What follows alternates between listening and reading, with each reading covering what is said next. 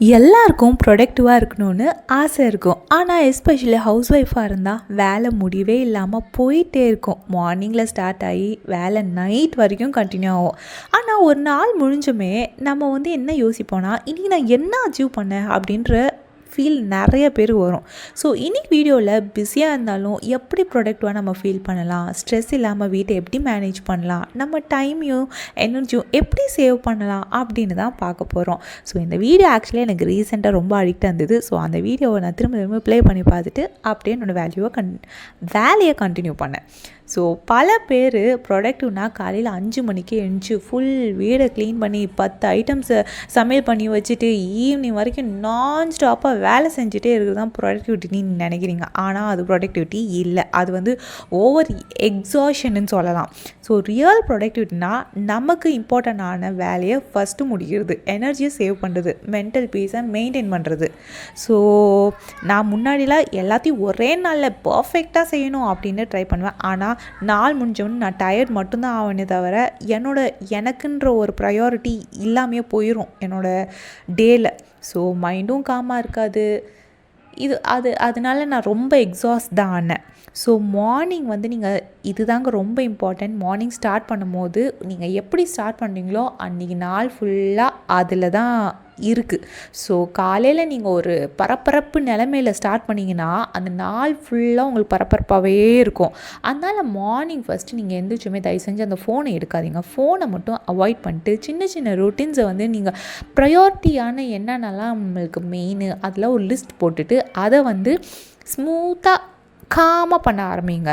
So என்னென்னா ஒரு bed arrange பண்ணுறது, கர்டன்ஸ் ஓப்பன் பண்ணுறது, இல்லை நீங்கள் உங்களுக்காக வாட்டர் ட்ரிங்க் பண்ணுறது, இல்லை ஸ்கின் கேர் பண்ணுறது, அந்த பிளான் எழுதி வைக்கிறது, கிச்சன் செட்டப் பண்ணுறது, இதெல்லாமே ஒரு ஸ்மால் ஹேபிட்ஸ் தான். இது நம்மளோட மூடு சேஞ்ச் ஆகும். அப்படியே பரப்பரப்பரப்புன்னு ஓடாமல் இங்கேயும் அங்கேயும் ரன்னிங் ரேஸ் மாதிரி காலையில் நம்ம ஓடிக்கிட்டு இருப்போம். நானுமே அந்த தப்பு பண்ணியிருக்கேன். ஸோ அப்படி இல்லாமல் நம்ம கரெக்டான அந்த டைமுக்கு வேக்கப் பண்ணோன்னா நம்மளுக்கான டைம் இருக்கும். ஸோ நம்மளோட மார்னிங்கை காமாக ஸ்டார்ட் பண்ணலாம்.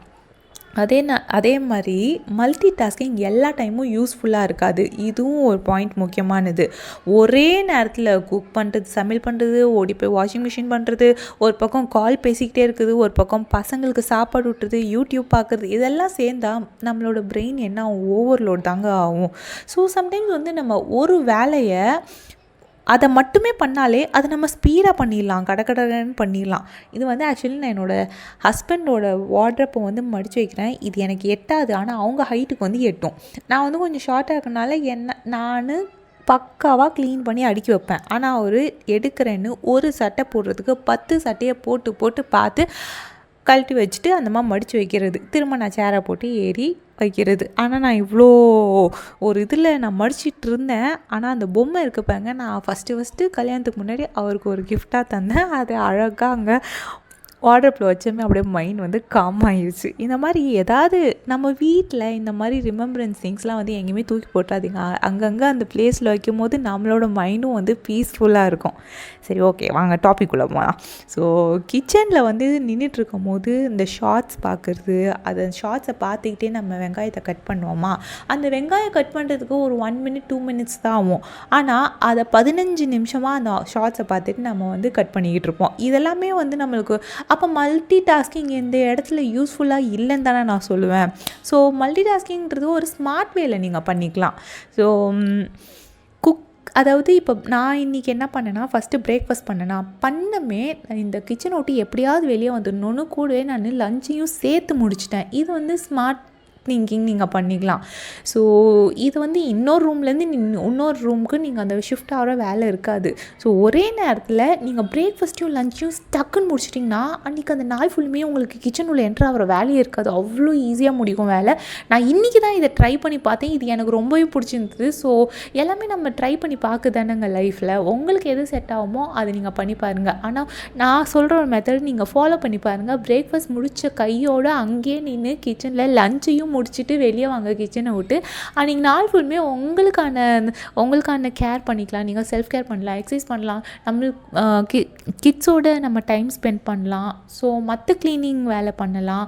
ஸோ ஃபஸ்ட்டு நான் எடுத்தமே இந்த சமையல் வேலையை முடிச்சிடணும் அப்படின்னு தான் நான் இனிமேல் ஸ்டார்ட் பண்ணியிருக்கேன். ஸோ இந்த வீடியோவில் உங்களுக்கு மோஸ்ட்லி சமையல்லாம் உங்களுக்கு வராது, ஏன்னா நான் காலையிலே முடிச்சிட்டேன். அதாவது 11:30க்கே எல்லாத்தையுமே முடிச்சிட்டேன் நான். ஸோ நெக்ஸ்ட்டு ப்ரொடக்டிவ் ஹவுஸ் ஒய்ஃப்க்கு ஒரு பிளானிங் ரொம்பவே முக்கியங்க. பிளானிங் இல்லாமல் பண்ணோன்னா நம்ம ஒரு நாள் ஃபுல்லாக நம்ம பிஸியாக இருக்க மாதிரியே இருக்கும். ஆனால் நம்ம அவுட்புட் எதுவுமே இருக்காது. அதுக்கு நம்ம போட்ட எஃபோர்ட்டுக்கான அவுட்புட்டே வராது. ஒரு பிளானிங் இருந்துச்சுன்னா நீங்கள் ஒரு நைட்டு நெக்ஸ்ட் டே மெனு அப்படின்னு நீங்கள் ப்ரிப்பேர் பண்ணி வச்சுக்கலாம். இல்லை வீக்லி க்ராசரி லிஸ்ட்டு நீங்கள் போட்டு வச்சிங்கன்னா அந்த வீக்குக்கான என்னென்ன சமையல் பண்ணலாம் அதெல்லாமே நீங்கள் யோசித்து வச்சுக்கலாம். லாண்ட்ரி நீங்கள் டெய்லி தயவு செஞ்சு துவைச்சிருங்க. வாஷிங் மிஷினில் தான் போடுறோம். அது நீங்கள் சில பேர் வாரத்தில் ஒரு நாள் துவைப்பாங்க. பட் நான் என்னோடய சஜஷன் என்னென்னா, டெய்லி அந்த துணியை காய வச்சு அதாவது வாஷிங் மிஷினில் போட்டு காய வச்சு மடித்து உள்ளே வைக்கிறது அவ்வளோ வீடை க்ளீன் ஆக்குது. ரொம்ப மெஸ்ஸி ஆக்குறது இல்லை. நான் ஃபஸ்ட்டு சொல்கிறது, கிச்சனில் இருக்க பிரேக்ஃபாஸ்ட்டை முடிச்சுட்டு லன்ச் வேலையை முடிச்சுட்டு துணி வேலைக்கு போயிருங்க. துணியை லாண்ட்ரி நம்ம குக் பண்ணும் போதே அதை நம்ம வாஷிங் மிஷினில் போட்டுடலாம். ஸோ குக் பண்ணி முடிஞ்சமே அந்த துணியை எடுத்து போய் காய போட்டு அங்கே காயிற துணியை கையோடு மடித்து உள்ளே வச்சிட்டிங்கன்னா அன்றைக்கி வேலை எல்லாமே முடிஞ்ச மாதிரி இருக்கும். ஸோ இதுதான் நான் இன்றைக்கி பிளான் பண்ணியிருக்கேன். இன்னைக்கு இதுதான் கரெக்டாக இருக்கும்னு நான் பிளான் பண்ணேன். அதே மாதிரியே சூப்பராக முடிஞ்சுது. ஸோ இதை தான் ஃபாலோ பண்ணணும் அப்படின்னும் நான் நினச்சிருக்கேன். ஸோ இந்த டிப் உங்களுக்கு யூஸாக இருந்துச்சுன்னா நீங்களும் ஃபாலோ பண்ணிட்டு எனக்கு நீங்கள் கமெண்ட்ஸில் சொல்லுங்கள். அது உங்களுக்கு யூஸ்ஃபுல்லாக இருந்துச்சா, ஈஸியாக இருந்துச்சா, எப்படி உங்கள் மென்டல் ப்ரெஷரை கம்மி பண்ணிச்சு, ஸ்ட்ரெஸ் இல்லாமல் போச்சா. ஸோ உங்களுக்கு யூஸ் ஆச்சுன்னா எனக்கும் தெரிவிக்கலாம்ல. அடுத்து நம்ம ஹவுஸை க்ளீனாக இருந்தால் நம்ம மைண்டுமே க்ளீனாக இருக்குங்க. நம்ம வீடு எவ்வளோ குப்பையாக இருக்கோ அது நம்ம மைண்டும் அது நம்ம தெரிஞ்சுக்கலாம். ஸோ என் வீடு க்ளீனாக வச்சுருந்தானே என் ஹஸ்பண்ட் சொல்லுவார், அவரே அண்டர்ஸ்டாண்ட் பண்ணிக்கலாம். ஸோ நான் இன்றைக்கி நல்லா பீஸ்ஃபுல்லாக இருக்கேன், எந்த ஒரு ப்ராப்ளமும் இல்லை. பட் போட்ட திங்ஸ் அப்படியே போட்டபடி இருந்துச்சுன்னா எதுவும் கேட்க மாட்டார். எல்லாம் ரொம்ப சப்போர்ட்டிவ் தான், எதுவும் கேட்க மாட்டாங்க. பட் என்ன ப்ராப்ளம் அப்படின்னு அவங்களுக்கு ஏதோ சம்திங் ப்ராப்ளம் அப்படின்னு தெரிஞ்சிடும். ஸோ மோஸ்ட்லி ப்ராப்ளம் இருந்தாலும் வீடை க்ளீன் பண்ணுறதுல மைண்டை கான்சன்ட்ரேட் பண்ணிங்கன்னா அந்த ப்ராப்ளமும் கொஞ்சம் லைட்டாகவும் உங்கள் மைண்டும் கொஞ்சம் காமாகி அந்த ப்ராப்ளம் பற்றி நீங்கள் கொஞ்சம் மெதுவாக நிதானமாக திங்க் பண்ண ஆரம்பிப்பீங்க.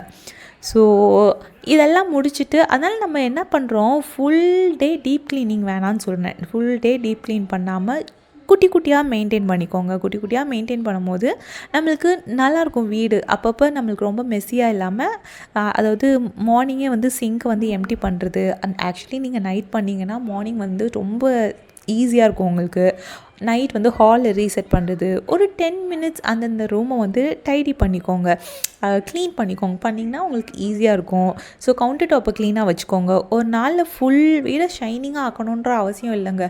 வீடை பார்க்க அழகாக இருந்தால் போதும். ரொம்ப டீப் க்ளீன் அது நீங்கள் உங்களுக்கு எப்போ எனர்ஜி இருக்கோ, இல்லை உங்கள் பாடி எப்போ ஃபுல் ரீசார்ஜில் இருக்கீங்களோ, மோட்டிவ் மோடில் இருக்கீங்களோ அன்றைக்கி நீங்கள் ஃபுல் டீப் க்ளீன் பண்ணிக்கோங்க. நீங்கள் டெய்லி டீப் க்ளீன் பண்ணணும்னு நீங்கள் இறங்குனீங்கன்னா அன்றைக்கு உங்களோட டே ஃபுல்லாக உங்கள் எஃபோர்ட் இருக்குமே தவிர அவுட்புட் ஓரளவுக்கு வரும். பட் பாடி டயர்டாகிடும். அடுத்த நாள் அந்த சுத்தமாக க்ளீன் பண்ணாமல் படுத்துருவோம். அதுதான் நான் சொல்ல வரேன்.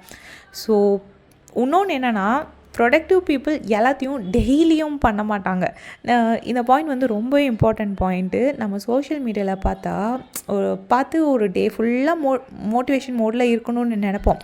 ஆனால் ஒரு ப்ரொடக்டிவான பீப்புள் கூட ரெஸ்ட் எடுப்பாங்க. உடம்புக்கு ரெஸ்ட்டு வேணும்.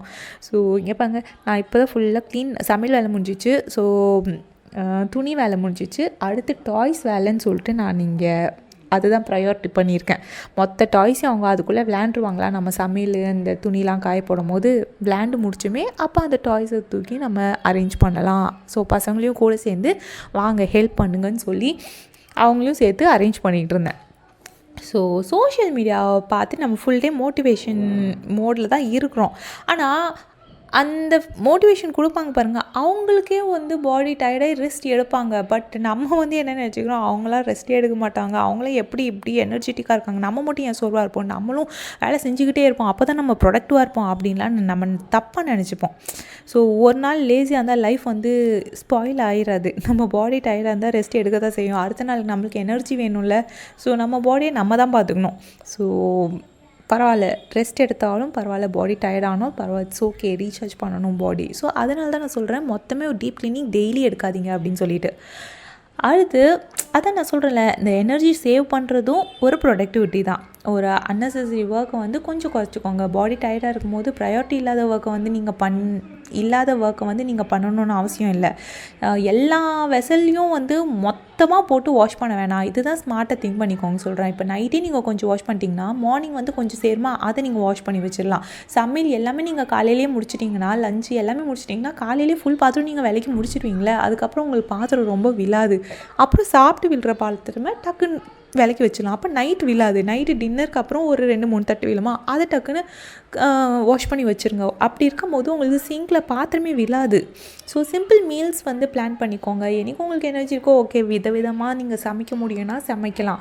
பட் சிம்பிளாக மோஸ்ட்லி காலையில் டக்குன்னு முடிக்கிற மாதிரி நம்ம பண்ணுறோம்ல. ஏன்னா பிரேக்ஃபாஸ்ட்டும் முடிச்சுட்டு லஞ்சும் முடிக்கிறோம்.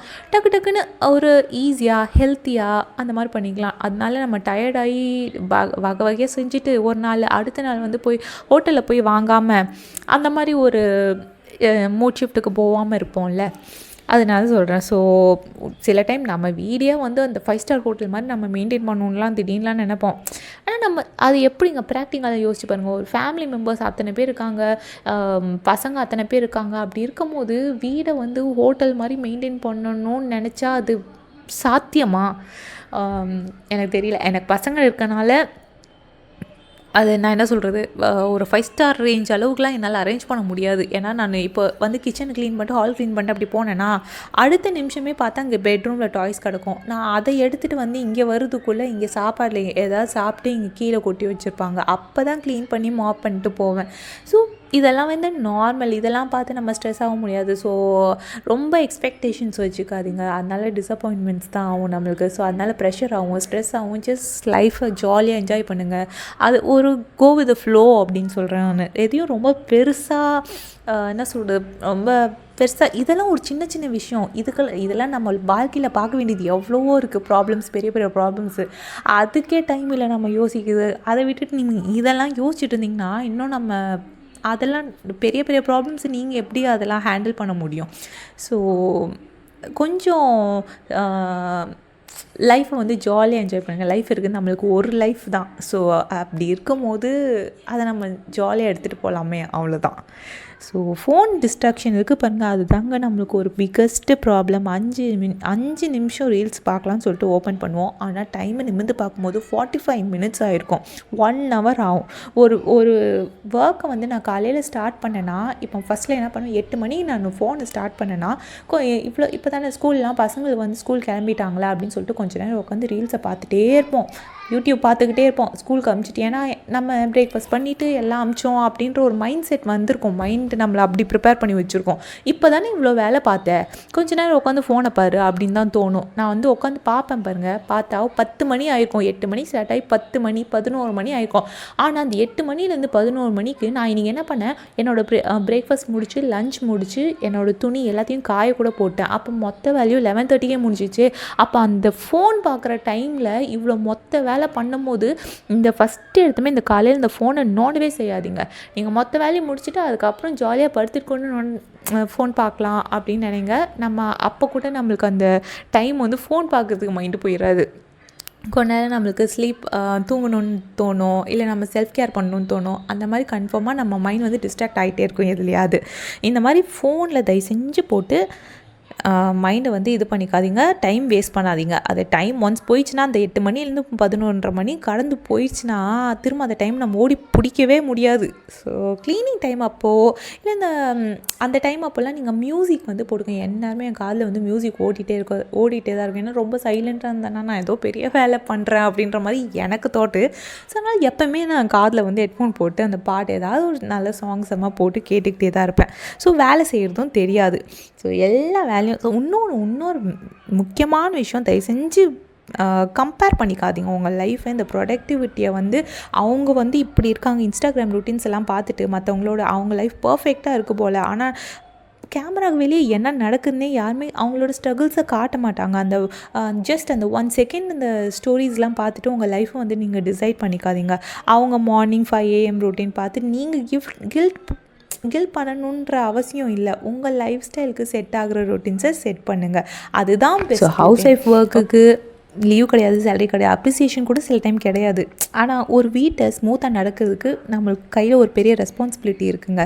ஸோ ப்ரொடக்டிவ்னா எல்லா வேலையும் முடிக்கிறது கிடையாது. ஒரு நாள் முடிஞ்சாலும் மென்டலி நம்ம பீஸ்ஃபுல்லாக ஃபீல் பண்ணணும் நம்ம. ஸோ உங்களை ஓவர் ப்ரெஷர் பண்ணிக்காதீங்க, ஸ்லோவாக இம்ப்ரூவ் ஆகுங்க. உங்கள் ரொட்டீன் உங்களுக்கு கம்ஃபர்டபுளாக பில்ட் பண்ணுங்கள். ஸோ எல்லா பிரச்சனையும் என்ன ப்ராப்ளமாக இருந்தாலும் கடவுள்கிட்ட பிரார்த்தனை பண்ண மறந்துடாதீங்க. ஸோ என்னோடய வீடியோ பிடிச்சிருந்தா லைக் பண்ணுங்கள், ஷேர் பண்ணுங்கள், கமெண்ட் பண்ணுங்கள், மறக்காமல் சப்ஸ்கிரைப் பக்கத்தில் இருக்க பெல் ஐக்கானை கிளிக் பண்ணிக்கோங்க. அப்போ தான் நான் போகிற நெக்ஸ்ட் வீடியோ உங்களுக்கு நோட்டிஃபை ஆகும். ஸோ பாய் ஃப்ரெண்ட்ஸ், நெக்ஸ்ட் வீடியோவில் நம்ம பார்க்கலாம்.